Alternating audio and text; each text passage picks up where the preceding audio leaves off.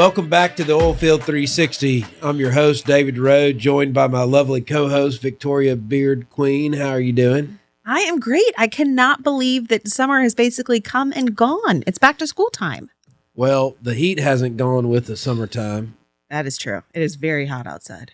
So Mateus, he started school this week. He did. He is now in middle school. He's loving life. Big time. He has a locker. He's a locker organizer. Yeah. And when does your kiddo start? Everest starts the big first grade next week. Oh, I hope to get a picture from his first day. Yeah. Can't start soon enough. We're ready for him to get back into school. So I think you mentioned earlier to me that you came across an interesting quote. Oh, yeah. Basically that when your mind needs to be where your 10 toes are planted. So in other words, be in the moment. And I heard that in reference to a comment that was made earlier today about balancing work and life. So when you're with your family, make sure if your feet are there, your mind's there too. I love that. I thought that was pretty good. Did you have any interesting summer vacations? No, nothing really exciting other than my wife wanted to take our 6-year-old son on a giant road trip to our place up in Montana, which they picked me up in Denver because I was in Deer Valley a few days ahead of that for a DEP executive series meeting. And then drove the full way home. And back in my old rodeo days, that didn't bother me so much. But I was about to pull the ripcord a couple of times and just dropped me off on the but, you know, she and my son and the 2 dogs had a big time. I let her get a Tahoe as opposed to a Suburban. And let me tell you what, you never miss 2 feet more in your life than doing a cross-country road trip. But it was good. Got to see some old friends, got to drive through some old country. But I'll tell you, it was super hot, unseasonably hot on the drive back down. It was 112 degrees in Billings, Montana, which is in southeastern Montana, just right above the Wyoming border. And the average temperature from Bozeman, which was a little bit further east, down to Amarillo, was 106 degrees. Oof. So, anyways, we didn't stop to show Everest you can fry an egg on the sidewalk, but we probably could have. So anyway. Well, good. Would you like to introduce our guest? I would. You know, it's been, you know, a real struggle getting our dear friend on.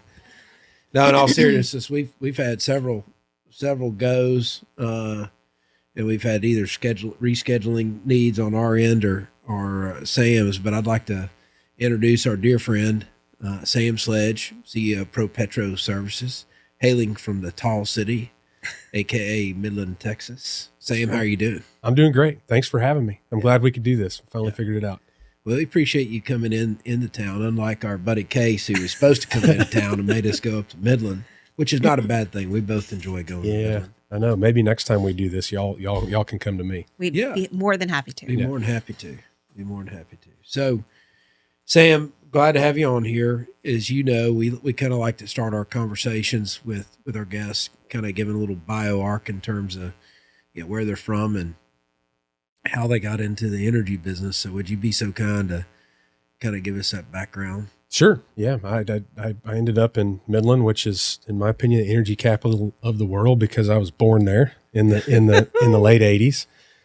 My dad's parents moved out there in the 50s to start a life together. My grandfather was whisked away to the Army for a few years, but came back and started to really, I think, live out what, in my opinion, is kind of the quintessential American dream. Working his way up a couple of different businesses on his way to starting his own contract drilling business in the 70s that he then brought my dad and his 2 brothers to work for him at that. And they ran that business together, I think for almost 30 years until they sold it to Patterson UTI and in the 90s. So a huge part of my childhood memories is, seeing my dad come home in a pair of red coveralls and going to Thanksgiving or Christmas dinner and listening to my dad and his brothers and my grandfather argue about something at work. And I just thought that that's what everybody did growing up, that everybody's family had their own business. And it wasn't just because of my, I think, individual experience with my family and my extended family, but it was because that was a lot of Midland at that given time. It still is a very, very entrepreneurial place, but if you think back to the 70s, 80s, 90s, even early 2000s, a whole lot of family offices and businesses that were started by individuals. So left, I went to school for a few years, but got quickly sucked back in and came back to Midland in 2011. There's skipped a lot in between there, but yeah, I don't really know any different, and I'm super thankful to have been, born in a place that's so resource rich. And you've heard a lot of people say, and some good friends of mine commonly say, that Midland and the Permian Basin will give you back just as much as you want to give to it. Yeah. And I've definitely learned that. It's been really good to my family, my team, and our business. One of the coolest moments we had together was when we were in Frisco, Texas at Jerry's World. Oh, yeah. And it was for a EWTC event that Bright Digital helped organize. And Jay Allison was there. And Jay Allison wanted to make sure he saw you and visit with you because your grandfather, Mean Gene, who is quite the guy, had supported him in getting his start in the oil and gas business. And I thought that was just so cool. To your point, not only is the Permian resource rich, but full of entrepreneurs, but then also full of support. Absolutely. And supportive people. So I thought that was kind of neat, Jay. Yeah, Jay's recognizing that. Jay's one of my dad's best friends. They played football together at Baylor. He's been I refer to him as my spiritual mentor since I was probably in high school. And yeah, he's been great to me and my family. And I think he's a great example of somebody that went out to Midland really without much, but stuck his nose in it, took some risk, went to work, had other people help him, like my grandfather. And he's gone on to do, huge things. So pretty cool. That was a fun night. That was a fun night. That was cool. Being there with Jerry and Jay and the whole group of people we all know well, and to hear some of the old stories, it's just kind of neat. Yeah, I think, what is it? Jay is the longest tenured public company CEO. He loves telling people that now. Yeah. It's a big accomplishment. It is a big accomplishment. Yeah. But anyways. I will not be. I don't think I will be. No. Okay, so you also played football at Baylor. Yep. So what did that mean to you? And then how did you take what you learned and you brought it into your career? Yeah. So, last couple of times I've told my story to a group, it's really started at the core with 3 words, and that's faith, family, and football. Football's my sport, but you could replace the word football with just team and competition and athletics in general. But football was, I was much better at running into people and pushing people around than I was at any, finesse skills like basketball or baseball or anything like that. But yeah, as I look back on, I think what are all of our most formative years in our life, probably, the first 20, 30 years of your life that really form the foundation of your perspective. Football played a huge part in it. And I don't know if I could ever really put my finger on why. And I think this really started to kind of hit me in high school. That I just enjoyed the everyday grind of it so much. And not just the things that you're doing physically and, trying to win a game and everything, but just the everyday fight that you're in with the team of people that you work with on a daily basis. And looking back on it, doing things like that, I'm a father and a parent now, trying to, encourage our kids to play more team sports, to do these things, because it was just so impactful on me. And my wife was an athlete growing up as well, so we share that. it has just totally informed, I think, how I lead, and how I think about life. And my college experience just compounded on top of that in like a whole different way. College athletics and being a college athlete is I think one of the greatest American experiences there is, and that had a huge impact on me as well. So how do you think Baylor's going to do this year in college football? Yeah. There's a lot of money in college football now. Some teams have more of it than my school does. And honestly, I don't know if it's perfectly correlated, but it really helps this day and age to have a much larger alumni base and a bigger student body.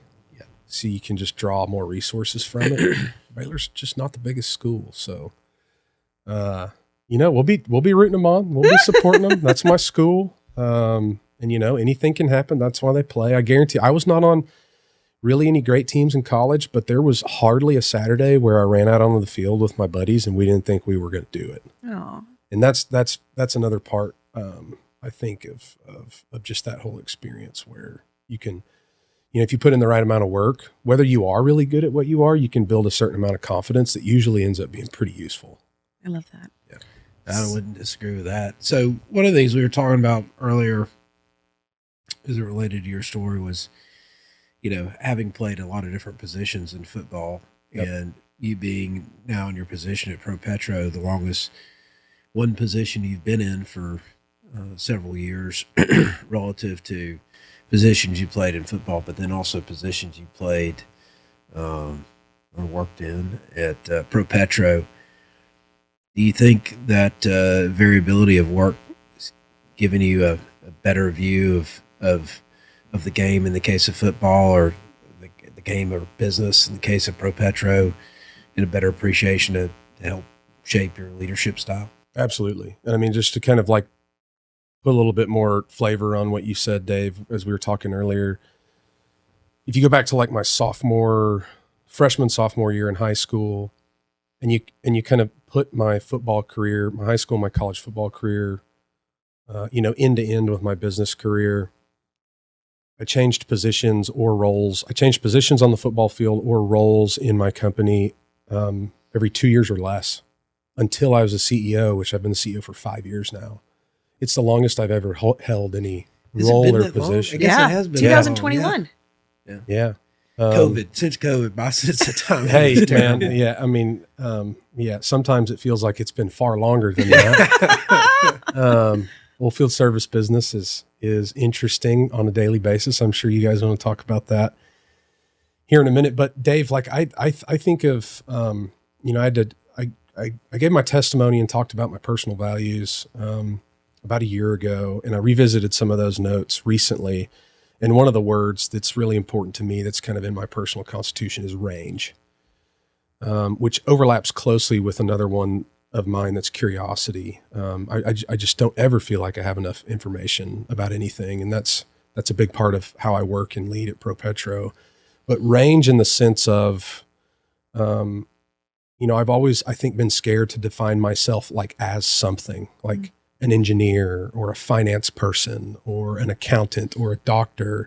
I don't like any of that, because my fear is that you go too deep down any one of those verticals and you're missing a bunch of other stuff. And every summer I get to speak to our intern class, and at the beginning of the summer, every summer for several years now, I've told them, you think you're an engineer or a computer scientist or you're an HR person. That's not what you are. You're a learner, and you're here to learn. Because if you define yourself as one of those things too narrowly, you're gonna miss out on a lot of other things because you define yourself as something else. And that range to me is, life's all about connections and living in community and all this stuff. And the more range you have, the easier it is to sit down and do something like this. The more you've learned and the more life experiences you've had, the more different things you've tried, then it's likely going to be easier to connect with whoever you're sitting across from, whatever you're doing, whether it's just in life on the street or in the office at work. I think that's some of the best I love that. advice and knowledge sharing we've had on the podcast. Do you want to come talk to my interns? I'd be happy to. Look, I mean, I think God has made my path, at least to me, it's been interesting in a way that it's like every year of life I live, I get more motivated when a young person wants some advice or something, whether you're speaking at a conference or you're speaking to interns or you're at some industry event or you're doing something at church. And if any young person ever wants to chat, it's like, hey, look, I might try and talk to you like I have all this figured out. I promise you I don't have it all figured out, but I've learned some things. And I remember when I was your age, and this is what would have helped me if I would have heard this. And it is things like I just said, though. Just get ready to learn a lot, get ready to see a bunch of hard stuff, take care of yourself, look for your spouse, because that's going to be more important than your first job, probably. But no, I absolutely love it. And I'm thrilled to be, getting to take my shot at doing that with my own kids now too. So who were some of your mentors? My dad and my grandfather definitely were, and I maybe have a little bit less traditional view of mentors. I think if you try hard enough, you can allow anybody to be a mentor of you. I think a lot of people, and this is another thing I like to tell the young people, don't think of mentorship as like I have to be sitting with a cup of coffee and a notepad and you have to give me homework and all of this. I think you could easily have a famous person that has 5 biographies written about him be your mentor if you allow their life to influence yours. So I don't know if like my dad and my grandfather would ever say they knew they were one of my mentors, but they were definitely rubbing off on me growing up. We all lived in Midland together, so I got to see a lot of my family like that a lot together. And aside from that, Jay, we talked about Jay early on. Jay kind of came after me after I got to Baylor spiritually, and he's been a huge accountability partner for me. And there was a while there where we were talking very, very regularly. We don't talk as often now, but it doesn't matter because all that has to happen is somebody has to mention him. And he's enough of an example that makes me think about, well, what am I doing? And what are some of the things that Jay and I have talked about? So Jay's been huge. Spencer Armour, I know y'all might know Spencer. He's been on the ProPetro board forever, but him and my dad were business partners for the longest time. They met at Patterson UTI after my grandfather sold that drilling business to Patterson. He's a Midland legend, entrepreneur. He's done all kinds of stuff, but he's been really, really good to me. Spencer's another good one. Yes. Yeah. Okay, so he would be a great podcast guest. Oh, we've Jay talked would about too. it. Jay Yeah. Both too. of those We need guys. to ring fence those turkeys. so being born and raised in Midland, what are your thoughts on Landman? Huh. You know what? I have a lot of friends or a lot of Midland people that have been kind of bothered by that. And I have a lot of Odessa jokes about Landman too. Are any of them allowed to be on the podcast? Well, it's no, I'll hold my brother-in-law, my sister married an Odessa guy, so he's heard How'd enough. y'all let that happen? Exactly. It's a whole nother story. I love him. I love Kyle to death. He's awesome. And he's great to my sister, but I'll hold my Odessa jokes. It's TV. It's entertainment. So anybody that's been ruffled by it, I'm like, man, like you're looking at this the wrong way. The one thing maybe that I have issue with, and Helen and I watched Helen, my wife, we watched every episode together. So she knew exactly when I started going, is some of the safety stuff. Yeah. And I know Dave, it's kind of your line of work too, and done some business with you. So I think I can say this is like, that's maybe the most disappointing part, because that's not the standard. And that's like, even with the smallest, less sophisticated companies in the Permian Basin, they're all better than a lot of the stuff you see on that show.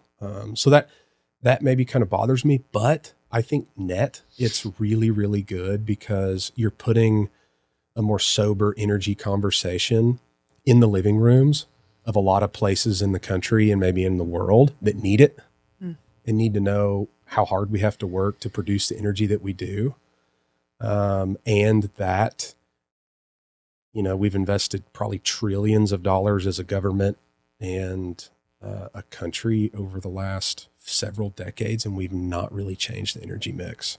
That the most efficient, reliable, safe molecule is one produced by oil and gas.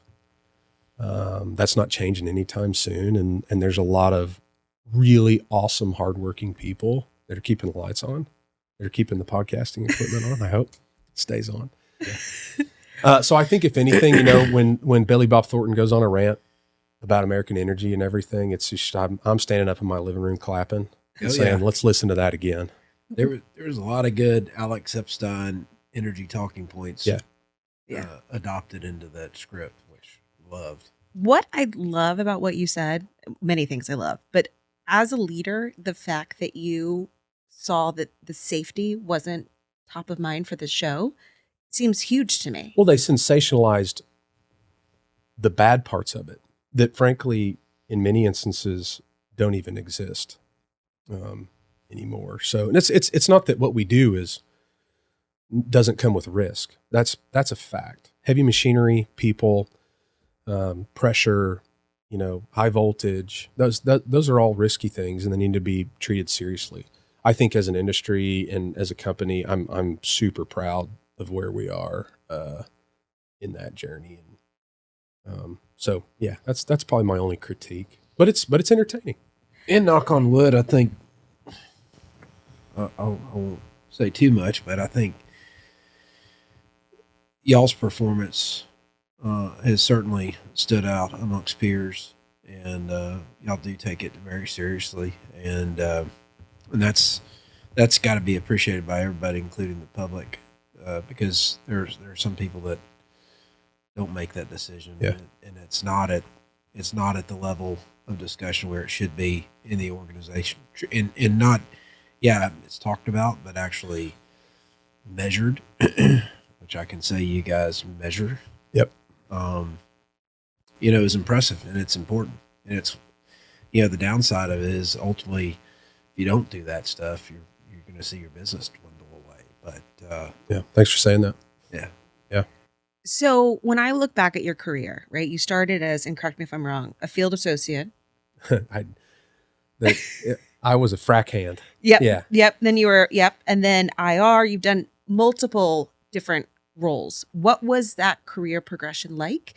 And then my follow-up question is, what was it like the morning that you woke up and you were the CEO?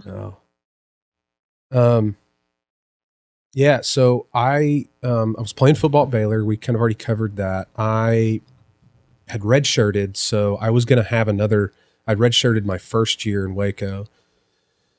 So I was going to have an extra year of football, but be done with undergrad. And this was 2000.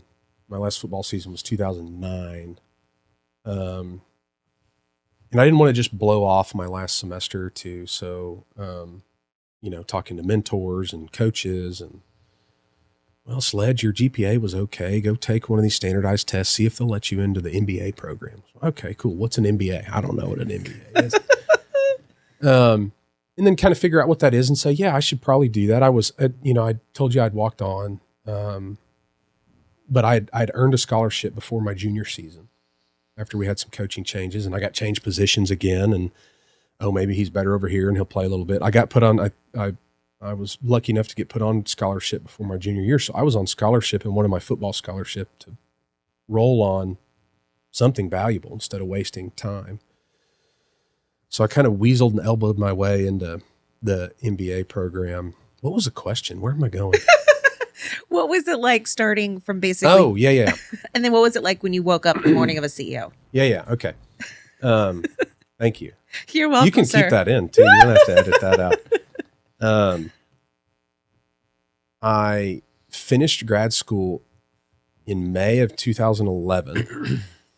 I'd interviewed with some of the large service companies, oilfield service companies earlier in that year, 2011.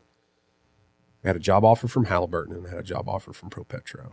they were to do relatively the same things, but the paths that you would take in those companies were, Halliburton had a very scheduled, regimented 2-year training program for kind of like a accelerated management type of thing. And ProPetro was like a couple of family friends, and they were like, I don't know what you're going to do, but this business is going to grow really fast, but you have to learn it from the wellhead out. And that's always kind of stuck with me. And that, I think this goes to that range and playing different positions and being curious. And I was like, well, that sounds fun. Like big trucks, heavy machinery. Like I want to go sit in an office. Like, let's go do that. Yeah. So I got my MBA in May of 2011, and 10 days later, I learned how to drive an 18-wheeler. Oh, wow. Can you still drive an 18-wheeler? Never really did this well. I got my permit, and a few of the other guys that were responsible for teaching me how to drive that summer, I think they went back to their supervisors and they were like, Sledge doesn't need to do this. And I was like, thank you, because this is kind of nerve-wracking. So some people were looking out for me saying he's better at other things. Don't make him drive. But my first day on the job, I literally learned how to shift a 10-speed transmission and to make wellhead connections. So I was like, man, they told me to start from the wellhead out. They weren't kidding. So I told the people that hired me, I said, don't worry about me. If you see me around the office or the yard, act like you don't know me. I'm going to go stick my head in it. I'm going to go learn everything, but let me do it at my speed. And if you're hearing about, well, this kid wants to do that, just double check it. But I promise you, I won't be making any noise if I don't think I've mastered something. And just kind of betting on myself. So I spent that whole first year learning how to do everything on a frac location. And that was, working 80-hour weeks and 3 a.m. yard calls and super tough, but it backed straight up to my football experience, which was like, I know how to be tired. I know how to argue with my teammates and still, point towards the goal and all that type of stuff. Were there any teammates that really were impactful in your learning in the field early on at early ProPetro? Yeah. Man, there's a whole bunch of them that a lot of them are still with the company today. Yeah. That were equipment operators or supervisors at the time. A ton of those guys were influential on me. I was basically working for Adam Munoz. Yeah. At the time, who was, him and Oscar Dominguez were led the operations of our frac department. Adam's our president and COO today. And he thankfully, along with the other leaders in the business, were letting me learn at my own rate too. So being given that opportunity was huge, because I don't know if I'd have found that same opportunity anywhere else. Because of that, I got to do a whole lot of different things in operations, logistics, engineering. I built the first engineering team, not even an engineer.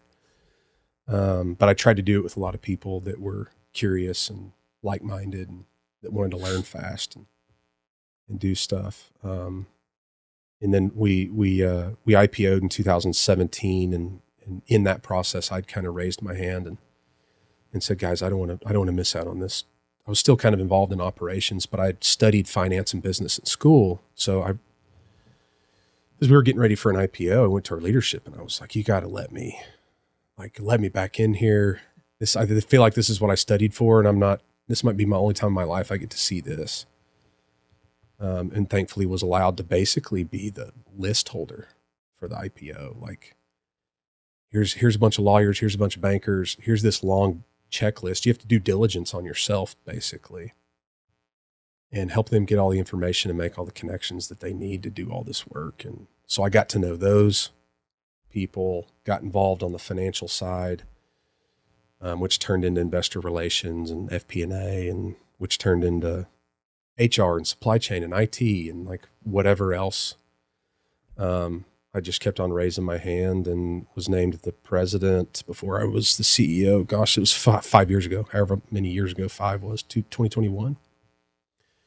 And my wife and I don't know who else conspired to throw a little kind of like a happy hour party for me. Surprised me. I had no idea they were doing this for me the day I was named president, which it was kind of known that I was going to quickly be the CEO right after that. and had some of those mentors there and some of my family there and everything. And it was really like a surreal experience. I can vaguely remember going to bed that night thinking, like, I always wanted to lead and start my own business. I didn't know that my version of entrepreneurship was going to look like this and that it was going to be leading a large public company. That's never, ever how I saw it or planned it in my own mind early on in my career. But it was just, I think the day or two after being named president was just a very odd for somebody that's like super competitive and always looking for the next thing and the next challenge, to know that like organizationally that was the top. Like, this is exciting and scary, like all at the same time. Now I have to actually bear down and learn how to do this one thing. And that's what I've been trying to figure out for the last 5 years. So maybe not how, I don't know how anybody would think that would feel, but it wasn't how I thought it would feel. Yeah. I don't know if I thought, if I had a thought of how it would feel, honestly. No, I think Does that make sense? Yeah, absolutely. I mean, I remember when I got promoted to managing director, I went to bed one night as a director. The next day I woke up as managing director, and I was like, nothing's changed. I'm still the same person. Yeah. And I remember telling one of my partners, like, how did you feel? And he's like, we're all just figuring it out, Victoria. Yeah. And so I think that's a really honest response you gave, and I really appreciate that. Yeah. And both of y'all know this because you've met her, but my wife, Helen's like, she's amazing. She's a total all-star of the family. And I think we fight hard for each other to keep each other, you know, I don't know if grounded's the right word, but focused on the right stuff. Yeah. So, maybe I'm making up in this mind, but I feel like I have memories of her being like, okay, well, so you think you're a big boy now? Like, come on. But like, I was going to say, Helen has not recognized you as the CEO. No, but we, you know, the whole team sports deal. And we always joke about that. And I always like to tell people that she's the head coach and I'm the star player. And that we've got our own team now with these two little boys. Right. And we laugh about that, but I think I know we mean it. And a lot of that is holding each other accountable and keeping each other focused on all the right stuff. And honestly, like, I'm the CEO of ProPetro, and that's like the uniform I wear every day, but that's not who I am. You know, I'm much more than that. I'm a father. You know, I try and follow this guy called Jesus the best I can. I'm a friend, I'm a teammate, and like all those things supersede, I think, the t-shirt you're wearing at any given time. For me, at least they do. And I think Helen and I really do our best to try and keep each other focused on that type of stuff. I think cooperation, participation, collaboration should exist regardless of title. I mean, Sanjeev and Fred and them really still haven't appreciated the fact that Victoria really runs. I agree with this. Yeah. Just don't get me fired, David. No. Well, you've got a We've job. all seen it, right? Immediately, We've all seen it. if that ever happened, and they know that. So, Thank you. with me, of course. Yes. You know, if you'd have me. So y'all have recently not recently, but you're in the power business. Yeah. Why was that such an important decision, and kind of where do you see that future going? Oh man, it's hard for me to really talk about where we are today with power without thinking back to like the 18, 19 era when we were trying to figure out our way into electric frac. At that time, we were the largest completions provider in the Permian Basin. We were running 27 frac fleets at the peak. Yeah, bigger than even Halliburton in what was the biggest basin in the country. And we knew that was coming. There were a couple of other companies, you know, U.S. Well Services, Evolution, who were already starting to do that very well. And when you started to, you know, put together the economics and emissions and efficiencies and the safety benefits, and it became very obvious that had to be something that we had to figure out pretty quickly. So we endeavored on what initially was a little bit of a clumsy foray into electric frac. But through that, we ended up owning a couple of large General Electric turbines in 2018 and 19 that were helping us deploy some of our initial electric frac equipment. And we started talking to customers about e-frac, and those customer conversations quickly rippled into, well, I don't have enough electricity to do all this other stuff either, to run my to run my production facilities, to run my ESPs. And, there's just, I think, a very, very underestimated or misunderstood electricity demand profile of a oil and gas operation outside the drilling and completions. So we immediately started to learn more about all of that. And then COVID happened. We had to sell these turbines because we didn't know what was going to happen to the business during COVID. And we sold those turbines 2 or 3 years later for like 98% of what we bought them for. And if you're an oilfield service guy, you've never sold a used piece of equipment for basically the same thing that you bought it for. It just doesn't happen, even if it just sits still. This equipment has a very finite life, and it depreciates very quickly, especially if you're running it hard. So that was kind of like if we can ever find our way back around to this is something. And this is probably a diversification opportunity. And it's just probably a much more stable business proposition than playing the cyclicality with the drilling and completion space. We made our way back around to electric frac in a very successful way. We're, I think, one of the leading providers of e-frac equipment in the Permian Basin today, e-frac services.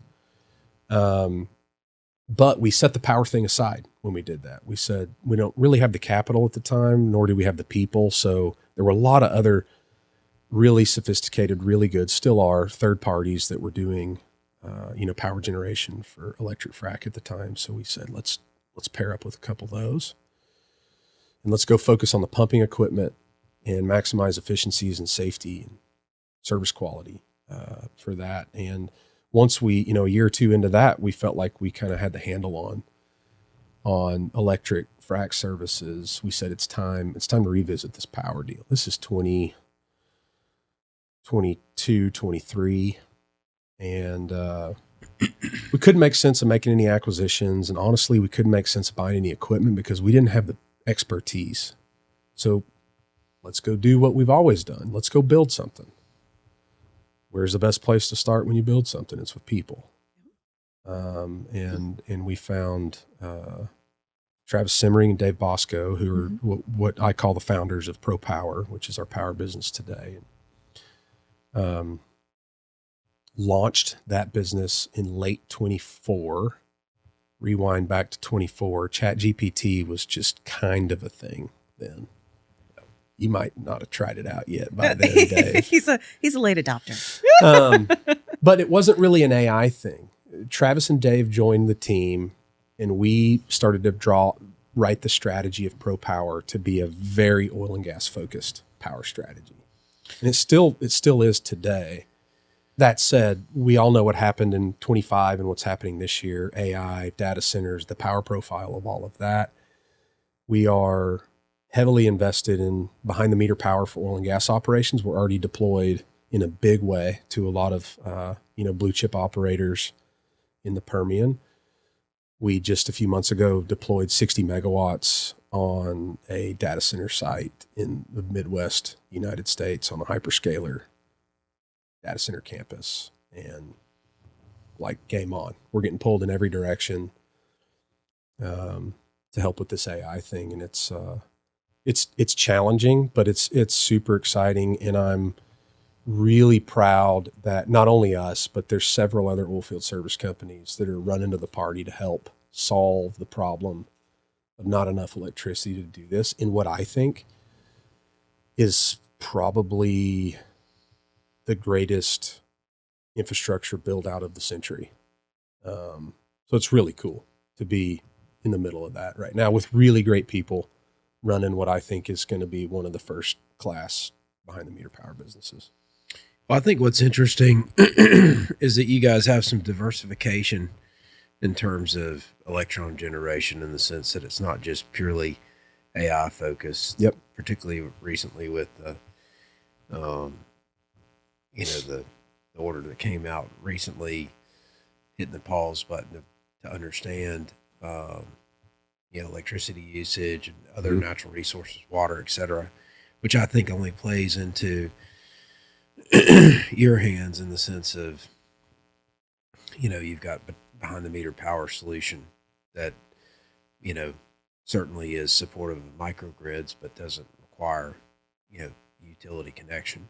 Right. And I don't, for the average person that listens to this, I don't think people appreciate how big of electricity need there is in areas where we're producing oil and gas, that even today it's going to take Encore 10 to 20 years to build out hundreds of millions, if not billions of dollars.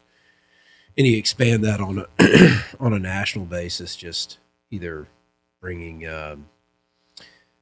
infrastructure up to modern day standards or putting in new infrastructure. You're talking about trillions and trillions of dollars of investment in years and years before we actually see that happen, because it takes people, equipment, and stuff where, you guys and others can basically show up, get fuel supply, build a small microgrid, and provide, power on a as needed specific basis. But I think what's interesting is having some good visibility of that space across the spectrum. The administration that's supportive of reshoring and manufacturing. You've got population shifting. I got 3,000 people a day moving to Texas. They all want to plug in their iPhones. They all want air conditioning. Yep. And electricity, there is a real scarcity there. And that's just what I call pedestrian, power calls. And then you've got AI, which is the big monster that the amount of power it requires, or it thinks it requires, even with advancements in chip design, is going to be more and more and more. These data center guys, I was talking to somebody the other day, I said they're just like frac guys.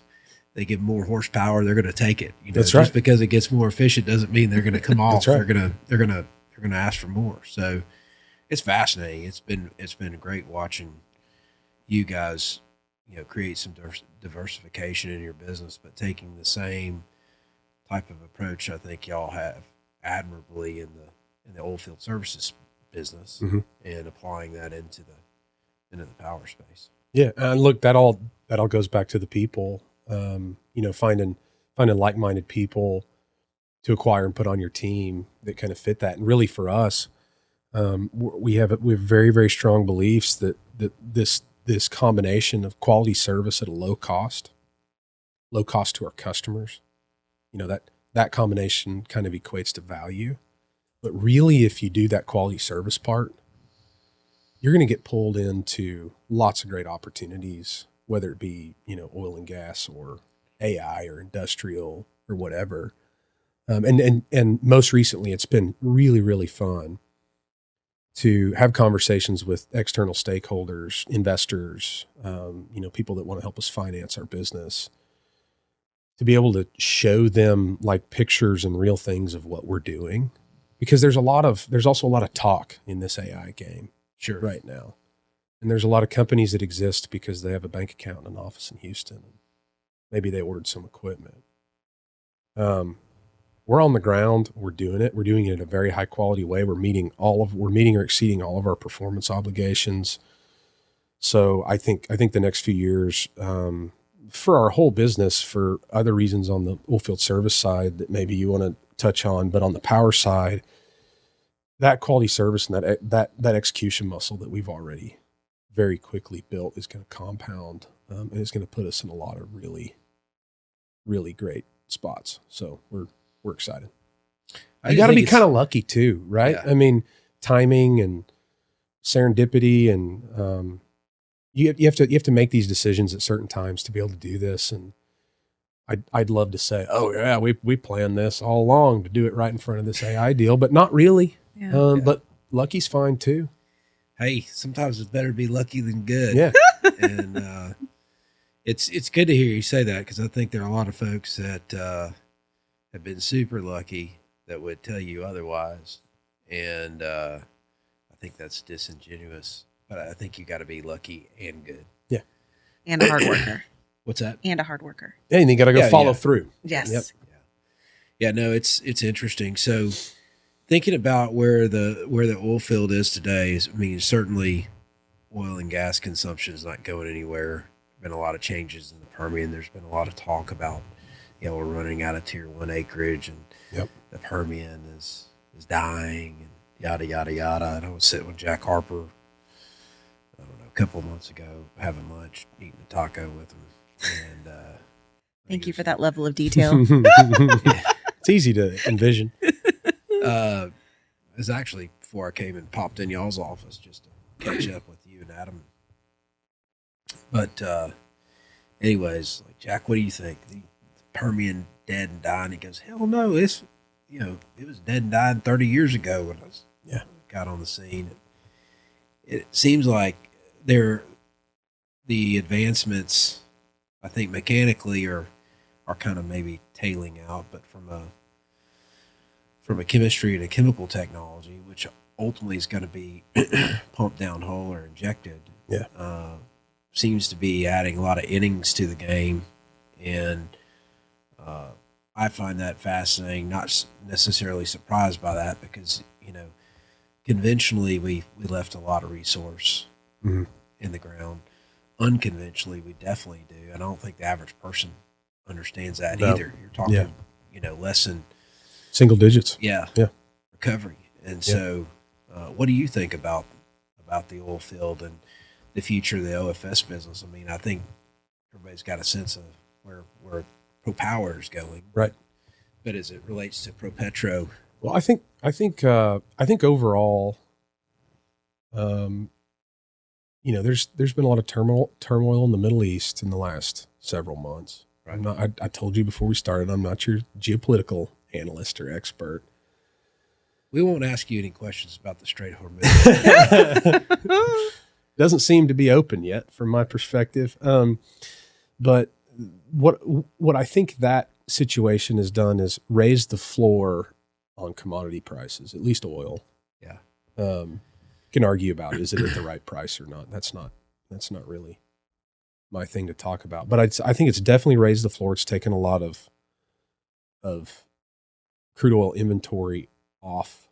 And we have in the last couple quarters talked pretty bullishly about the long-term future of our business, but it's because of, aside from what I think we bring to the table that some of our competitors maybe don't, but because of the fact that the floor is up and that you have this other thing going on with all this AI data center stuff that we've already touched on. And the need and the demand is just not going anywhere, domestically and globally. So there was probably a time 4 or 5 years ago where a young person would ask you, well, should I go into oil and gas? And you kind of grit your teeth a little bit and go, man, it's hard, but if you want to work hard and learn stuff, like, it's good. And well, now you get that question and it's like, this is like quite literally the solution. And I think we're going to get to see our business, kind of an oilfield service comment. I think it'll transform again in my lifetime. Yeah. We've seen it transform for sure in the last 15 years. I'm not sure exactly what it's going to look like. But my hope is that it continues to get more consistent, predictable, and therefore more investable. And then we get to continue to bring technology to bear. And then that Permian, which the Permian's a whole nother, I think, part of your kind of thought of your question that you just laid out, Dave, is that until you've lived and worked in the Permian and you've pursued this layered cake that the Permian is, you don't fully understand the stacked nature of all of it. And you just want to come to the Permian and you want to apply your single geology formation playbook to what is really of a one of a kind on this side of the world. I was talking to my dad the other day about these, 13 and 15,000 foot vertical wells they drilled into these gas formations in the Permian. I mean, nobody's doing that right now, but it's there. And we probably have way better kit, technology, machinery to go get it now than we did. Mm-hmm. Do we need it? Is the price good? Is the infrastructure there? Like, those are all questions you have to ask, but this stuff is in the ground. And you made the unconventional comment too. You hadn't even really tried to go take conventional secondary recovery techniques to, the Midland Basin yet. Mm-hmm. So I am not going to place a bet against the Permian Basin from like a resource standpoint in tier 1 and tier 3. And And we can say that from a very informed point of view because we work for the top tier and the smartest people in the business that are executing in the Permian Basin right now. And they're really good at finding this stuff, and we're really good at helping them get it out of the ground. So it might not look like the old Wildcatter days 20 years ago, but that's okay. Doesn't have to.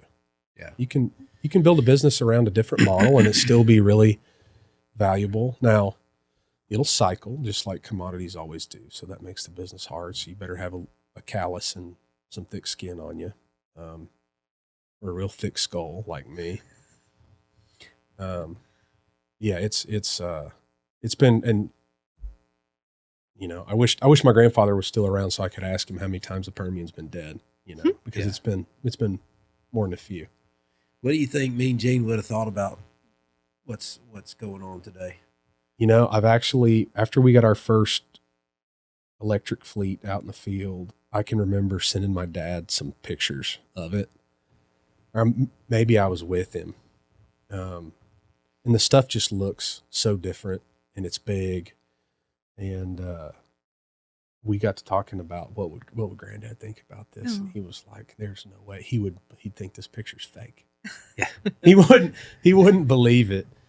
But it's, I think he'd be absolutely fascinated by it. He was kind of a gearhead machinery guy, and you know, my dad is too. And it's just every now and then we get new pictures of some of our stuff, and I'm shooting them off to my dad as fast as I can, because it's just like, who wants to go sit in the office and look at a spreadsheet? Look at this stuff is cool, man. We do some cool stuff. I love that. So let's pretend, well, not pretend. It's Sunday. We're sitting at your dining room table with your family. One of your boys asks you, Dad, what do you do? Like, what's your job? Oh, you know what they would say? What they do say? Yeah. Dad just talks all the time. Blah, blah, blah, blah, blah. Meet. Talk. That's what, they're getting a little bit older, so they're getting a little bit more curious. You know, I've taken them to the shop a few times. So I think, you know, they're 9 and 11, and they're both super smart kids.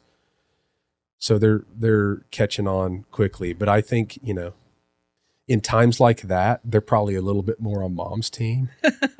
You know, get off the phone, come throw the ball with me, do whatever. But they're a ton of fun. They do know, you know, there's been a few times in public.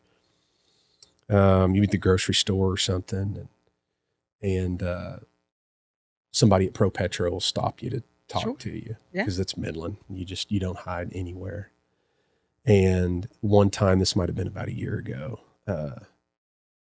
it was a guy that was working for us. He's a truck driver or something, and he introduced me to his son that was like a teenager. I don't know, he's 16, 17 years old.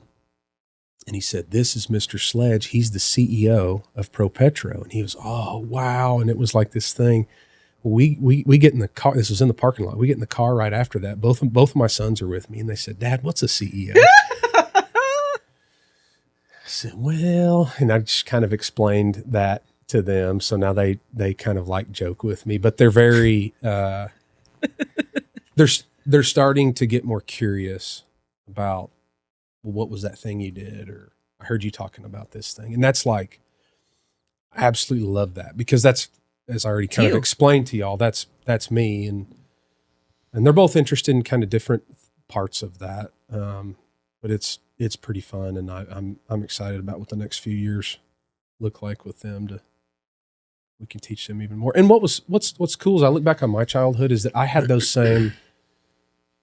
same experiences, because that's who my dad and my family was. They were leading their own business, and every now and then I'd go to the yard with my dad and watch the welders, or, you know, ride around the yard with one of the truck drivers. And, you know, always thought that was super cool, but never thought any different of my family, because it was, you know, Sledge Drilling was on the sign. Yeah. It was just, that was the team, and we were hanging out. So it's, try not to lose sight of that, and kind of teach them some of the same things that I think my parents taught me. Pretty. Love it. So I have one final question, and then maybe we'll wrap it up. You've talked about your lovely bride. Yeah. But there's another female member of your family. Oh, yeah. Sounds like she may run for like mayor of your neighborhood. Talking about the dog? Yeah. Oh, Franny. Yeah. Franny, she's an Irish setter poodle mix that I never wanted. Franny, if you're listening, but just we love her. close your ears. She doesn't, we have a small swimming pool in our backyard that takes up our whole backyard. So she hangs out in the front yard. We live in a cul-de-sac, and everybody knows Franny, and Helen is glad to have one other female around. She's awesome. Yeah. I think it's so cute that she sits on the front doorstep. Yeah. And like she just hangs out in front. waves at people, I'm sure.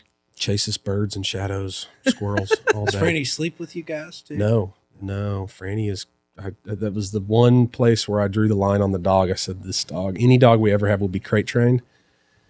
I will sleep and that dog will sleep in its crate, period. So she's awesome though. She's been great. Super fun. Boys love her. Yeah. That's fun. Love it. So we've got a bunch of kids on our street, like 10 kids that live on our street. We have a basketball goal in the middle of our cul-de-sac. So you got to have a dog that hangs out there too. She's like a mascot. Absolutely. Yeah. Yes.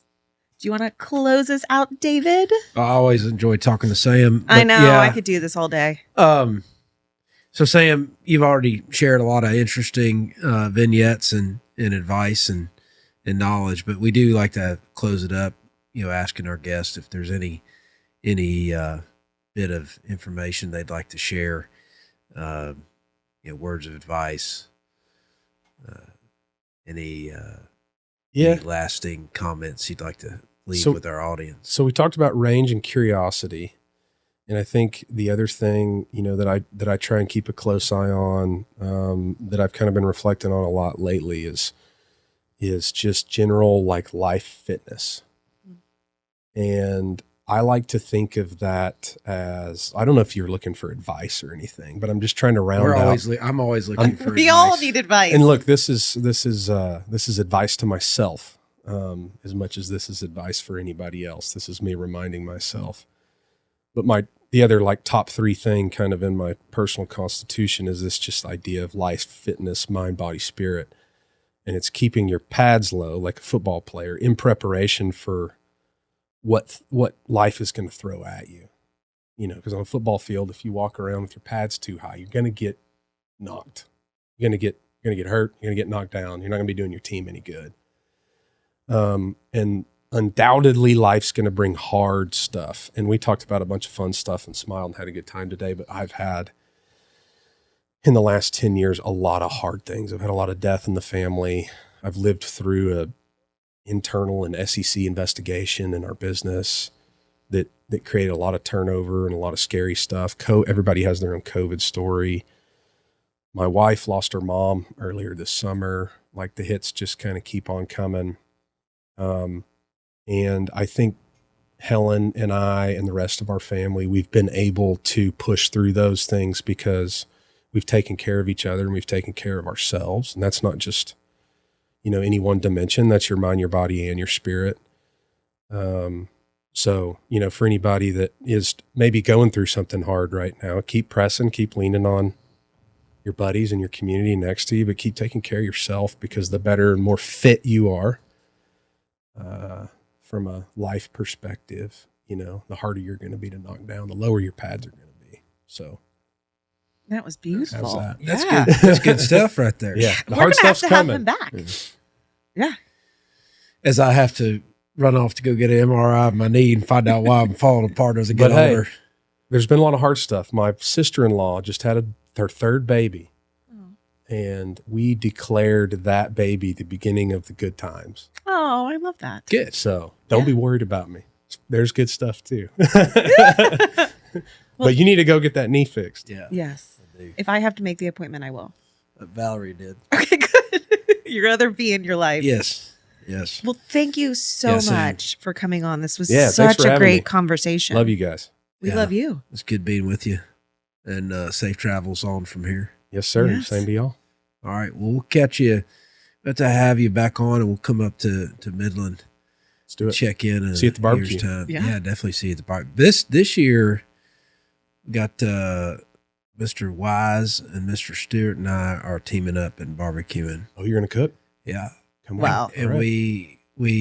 we also have the Turtle Box guys that are going to be Oh, sharing cool. a booth with us. So we're going to have some loud music. It's going to be Very cool. awesome. Yeah. And some other surprises. Very cool. I'll come visit you. Yeah. Well, thanks again. It's Yeah, good thanks seeing for you having as me, guys. I'm always. glad we finally figured it out. Yeah.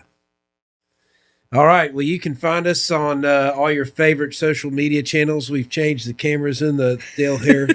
Sam and Victoria giving me a hard time about that earlier. But anyhow, we look forward to hearing any comments from you and feedback. And you can find us on YouTube, LinkedIn, Spotify, iTunes. Where else? Everywhere. Everywhere. We're everywhere. So thank you guys for tuning in, and we'll be back to you soon.